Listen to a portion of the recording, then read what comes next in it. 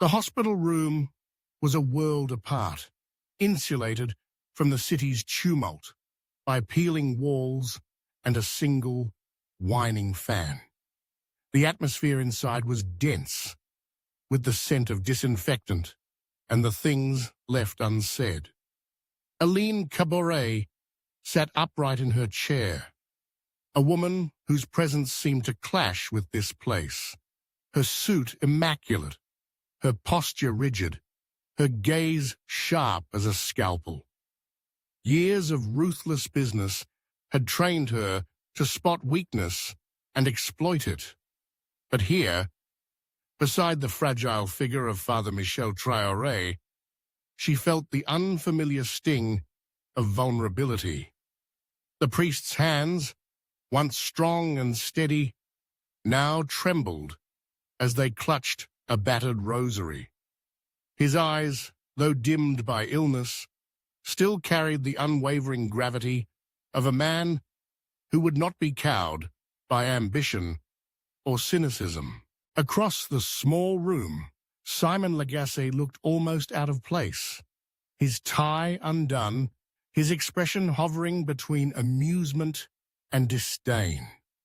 It was the kind of smirk that had gotten him both promotions and punches, a shield against the sincerity he distrusted.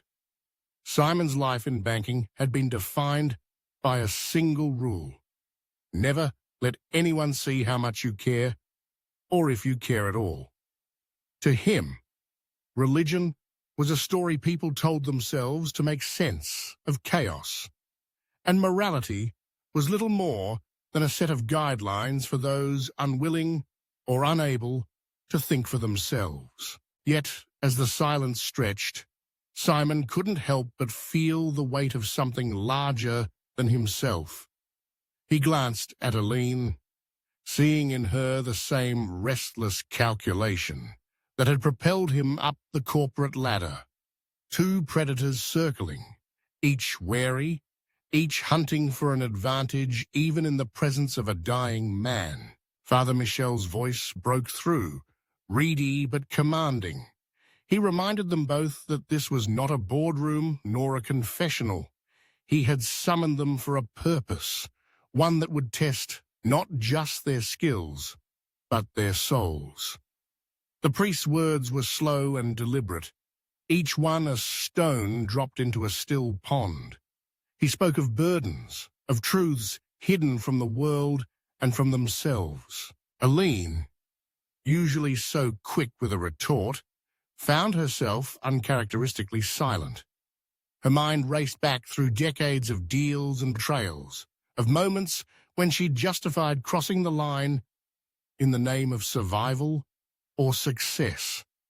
She had always envied Father Michel's effortless authority, the way people listened to him not because they feared him, but because they believed in him. In that moment, she wondered if she would ever know what it meant to inspire trust without demanding it. Simon, for his part, tried to deflect with humor. But as Father Michel outlined his request, a challenge to save the orphanage he'd dedicated his life to, using their unique talents, Simon felt a tremor of unease. He was being asked to do more than just move money or manipulate markets. He was being asked to care. It was a demand the banker in him wanted to reject outright, but the man beneath the surface couldn't quite look away. In the weeks that followed, the battle for the orphanage became a crucible. Aline wielded her influence with the precision of a surgeon, exposing corruption and forcing the church to reconsider its plans to sell the land to developers.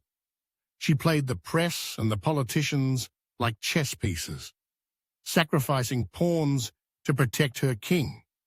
Each victory, however, felt less like a conquest and more like a question. What was she really fighting for? Simon, working from afar, traced financial misdeeds and uncovered the rot infecting the system. For the first time, he found himself invested not in the outcome for its own sake, but in the possibility that he might actually make a difference. Late nights, combing through ledgers, became moments of unexpected reflection.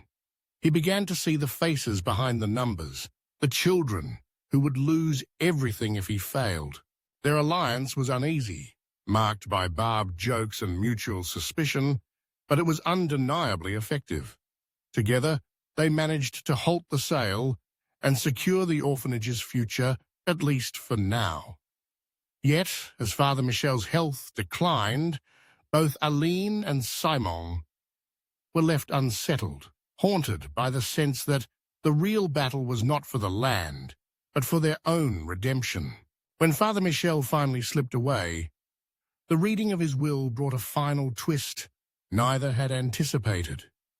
The land would not belong to them, but instead they would act as its guardians, forbidden from profiting in any way.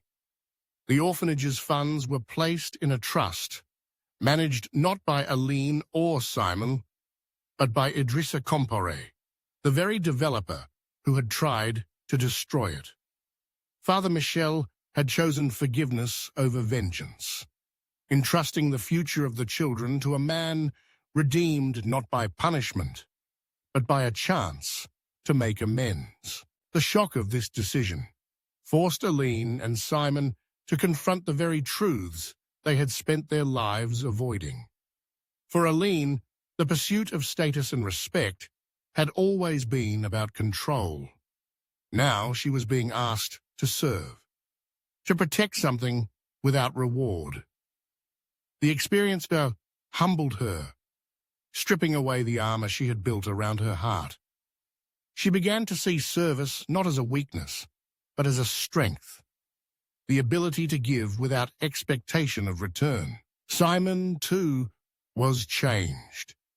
The cynicism that had shielded him from disappointment now felt hollow in the face of Father Michel's radical faith in human possibility.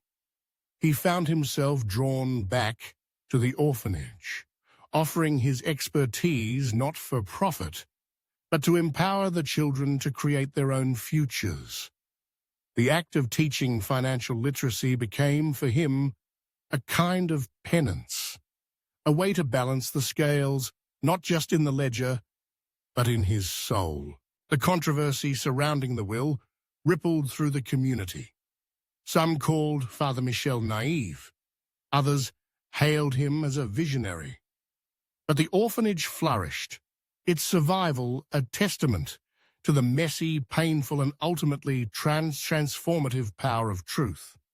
Aline and Simon, once defined by their ambition and sarcasm, discovered in themselves a capacity for grace they had never imagined. Years later, as Aline stood before an audience in Paris, receiving an award for ethical leadership, she spoke of Father Michel, not as a saint, but as a man who had challenged her to look beyond profit and prestige towards something deeper.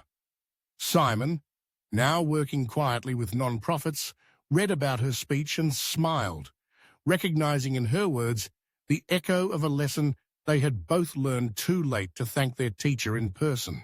The weight of truth, they realized, was not a burden to be cast off, but a responsibility to be carried forward.